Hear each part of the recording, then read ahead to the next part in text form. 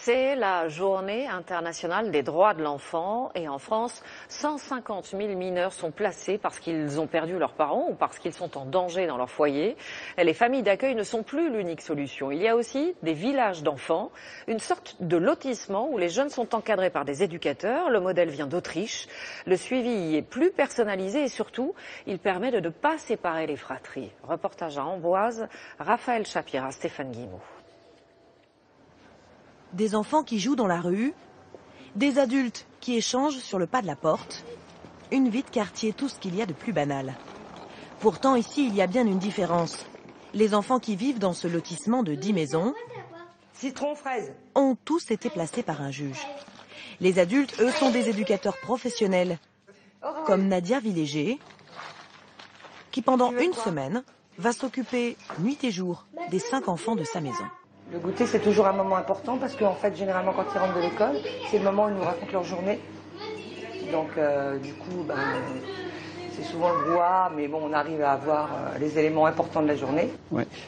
À quelques mètres de la maison, la ferme du village, où les enfants s'occupent des animaux. Tu t'habilles avant de prendre ton cartable pour partir. Car ici, tout est fait pour que ces enfants victimes de maltraitance ou de négligence de la part de leurs parents puissent se reconstruire. Dans l'autre sens. Tu sais, c'est comme quelquefois avec les enfants.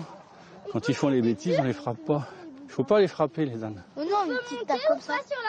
Et puis les animaux sont de parfaits confidents, comme le raconte cet animateur qui un soir surprend une petite fille aux abords de la ferme. Elle avait fait une bêtise, donc elle était un petit peu sanctionnée. Donc ce qu'on a fait, on lui a proposé de faire un travail ici. Bon, le travail c'était nettoyer, passer un coup de balai. Donc, moi je suis remonté, j'entendais causer, je me suis dit mais qu'est-ce qui se passe? Et en fin de compte, elle s'était approchée sur le banc ici.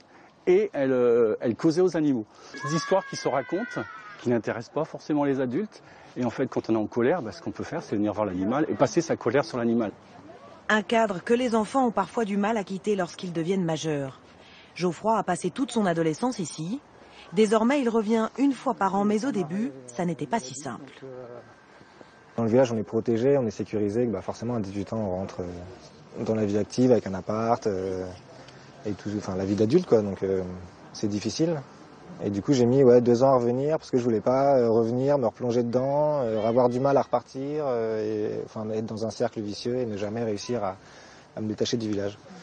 Après 10 ans passés ici, à 23 ans, Geoffroy n'a aujourd'hui plus qu'une idée en tête, construire une vie de famille stable. Bon, les tabliers, les petites misses là. Fin de journée dans la maison, entre les devoirs et le bain, les enfants participent aux tâches ménagères. Alors t'as envie de me voir pleurer donc? Oui, pourquoi pas. Des moments privilégiés très importants, surtout lorsque les enfants ont revu leurs parents le week-end. C'est pour ça qu'on a instauré l'atelier cuisine le dimanche soir et le lundi soir, parce qu'en fait ça leur permet d'évacuer tout ce qui s'est passé pendant le week-end. Et c'est, on est hors confession en fait. Ils racontent. Et nous ça nous aide, hein. Non. De ces moments d'intimité, tout est rapporté, écrit et consigné. Il en va de l'avenir de ses enfants. Qui c'est qui a acheté ça? Ça va surtout aider le juge à prendre des décisions par rapport justement à nos écrits. Il y a des choses tellement importantes qu'il faut les noter, mais avec leurs mots à eux. Dire que c'est pas nous qui l'interprétons, on écrit avec leurs mots à eux.